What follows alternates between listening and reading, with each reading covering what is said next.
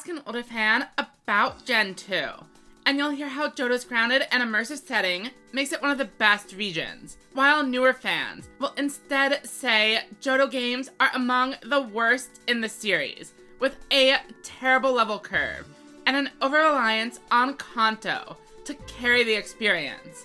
I decided to replay Crystal to more closely investigate this, and had a great time. Today, we're discussing misconceptions players have about the Johto experience, and I'll be explaining what the real problem is. First, let's talk about player team composition.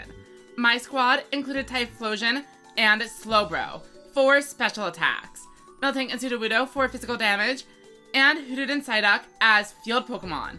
My 4 key players were around level 40 when entering the Elite Four, which is right around the same as Will's team. New players make the mistake of thinking all 6 slots need to be battlers. In earlier games, players are expected to dedicate party slots towards HM usage. After all, it's the entire reason the Doof is popular. Players accustomed to the modern XP share consider this a flaw of the system, but there are 2 ways the games make up for it. First, HM users can be replaced by Elite Four ready late game captures like Moltres and Box Legends. And even if you choose not to, the second trick is that even these opponents are rarely using 6 Pokemon themselves.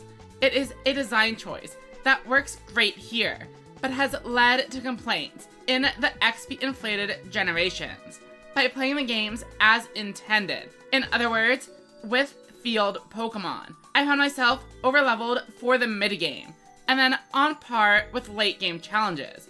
Being overleveled might sound like an issue, but next, we're going to explain why this is a good thing. I recently played through Yellow Legacy, and they've given the Rockets in Silph a major makeover. This meant fighting grunts with teams including Pokemon like a level 40 Tauros in a section of the game where my team had Pokemon still in their 30s. The dungeon turned into an absolute slog, forcing me to repeatedly head to the Pokemon Center every single floor, or risk getting blindsided and wiped by a bad matchup. Nintendo's design instead treats these areas like a JRPG dungeon. You are meant to enter and exit the building without needing to leave a single time, by putting a gauntlet of grunts several levels under the party, right when your teams have started to finalize themselves. The player is empowered by their team choices while still needing to remain wary of poison and explosion, wearing them down throughout the experience. After clearing the grunts, an in-dungeon rest space is provided prior to the bosses, which are meant to be tackled from full capacity, and are therefore much more appropriately leveled. Silver flat out explains this to the player early on. Team Rocket is weak, and only poses a threat when battled consecutively in large numbers. Despite this, players still take issue with the pacing of the Rocket hideout leading immediately into the Goldenrod radio tower.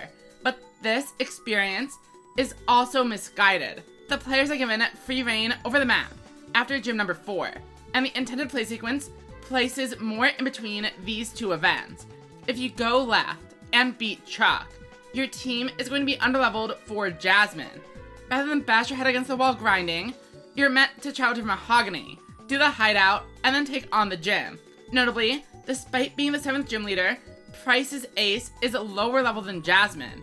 And let's not forget that there is a huge reason to start with Mahogany first. Everybody playing these games knows about the shiny Gyarados, and that includes the kids on the playground 20 years ago.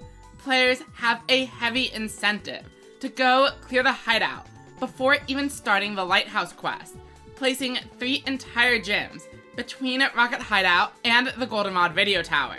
So we've talked about the mid-game pacing a little bit, but the level complaints only grow louder at Endgame. So let's move on and explain why Claire and the Elite Four being stronger than you is also a good idea. Like we've said, Pokemon is a JRPG. Claire and the Elite Four are the final bosses of the main storyline.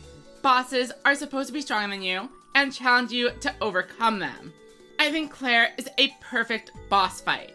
Up until now, players can tear through the gyms with super effective attacks. However, suddenly, we are up against Pokemon with few weaknesses and powerful coverage moves. The tables have turned. There are ice types nearby, but they are hopelessly underleveled and come with low payoff, leaving Lapras as the only realistic option for strong ice stab. And this rewards players for their exploration and following the in-game tips on how to obtain it.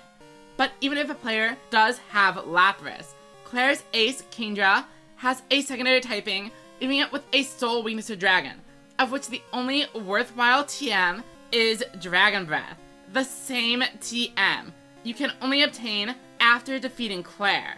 Players are forced to face a Pokemon stronger than their own team, and with no apparent weaknesses to boot.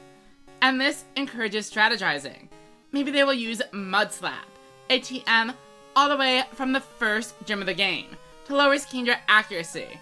Or maybe they're finally forced to interact with the X item system to boost their defenses and weather Kingdra's powerful attacks. Or maybe they even need to just start off with their weaker Pokemon and reserve the strongest hitters until the end of the fight to give them a chance to go toe-to-toe with Kingdra's power. The concept of this fight is so good, they decided to do it again by giving Cynthia a Spiritomb lead and Garchomp ace. After we reach the Elite Four, we now have the ability to exploit weaknesses again, but first-time players are unlikely to be prepared for all 5 fights. They are going in blind against a gauntlet of trainers with on par or stronger Pokemon. There is a good chance they will lose, and that is good. The player is going to gain a ton of experience points by defeating even 1 or 2 members of the squad. They are going to learn what to expect, be able to plan better, and use the combination of knowledge and experience points to push further next time. This gameplay loop is the core of what makes roguelike games massively successful, and it works brilliantly with Pokemon as well. The player is handed every tool they need to win, but if they choose not to use them, it may take a few tries. So now that we've discussed the non-issues of overleveled and underleveled teams, let's finish off by discussing the real core of the issue. No sugarcoating, it's the enemy teams. The mini-boss of the radio tower uses 5 identical coughing and a wheezing. There is a grunt ahead of him that uses 5 Rattata. And despite them using plenty of Pokemon, the final boss of the tower is actually split into 2 different 3 Pokemon teams, leaving the player with a conveniently placed momentum-killing opportunity to walk all the way back down the tower to heal. All we need to fix this problem is to give the grunts a little bit more diverse teams, or even redistribute them amongst the grunts in a smarter way. Pokemon like Electrode, Fortress, and Graveler fit perfectly into the status and boom mentality of these dungeons. Evolve some of the Rattata and swap others for on-theme Pokemon like Ariados, Gligar, Granbull, or Quillfish. Give the grunts a little bit of characterization instead of 8 variations of "You're not getting through me." If you are interested in seeing my attempts to turn Johto into an even better game, I've begun work on a Heart Gold ROM hack meant to address issues like this. Not all my content is Pokemon related, so the algorithm may not help my future videos on this project find you. If you want to keep up to date, please consider subscribing and joining my Discord server. Thank you for watching, and if you'd like more, click on one of the videos shown on screen now.